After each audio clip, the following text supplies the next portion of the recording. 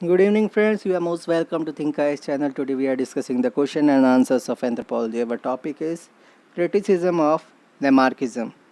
Criticism of Lamarckism. Lamarck put forward his theory on the basis of his close observation about life and his predecessors' ideas and his course of speculation. Postulates. First is theory of elan vitae or growth. Elan vitae or growth theory. Second is theory of environmental pressure and spontaneous formation of organs. Third is theory of use and disuse. Fourth is theory of inheritance and of acquired characters. Theory of inheritance of acquired characters. Critical analysis.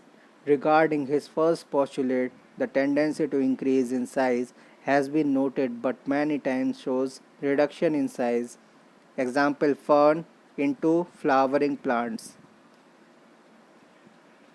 Second is regarding his second postulate, if the development of new organs depends upon the desire, then why men who have long desired to fly like birds have not developed the wings?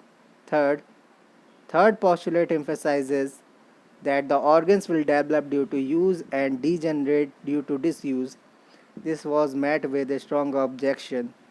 The heart is not increasing its size in spite of its continuous use. Same is the case of eyes. Fourth is inheritance of acquired character. August Weismann, August Weismann, through his experiment, distinctive made distinction between heritable changes and non-heritable changes. Cut the tail of mice for 20 generations. Burr tails were not eliminated or shorter in future generations. Piercing of ear and nostrils in Indian women, जिसको हम नाक छेदना कहते हैं and कान छेदना कहते हैं. Chinese like to keep the feet of their women smaller and hence girls are forced to wear iron shoes, but it doesn't result in reduction in size of feet in future generations.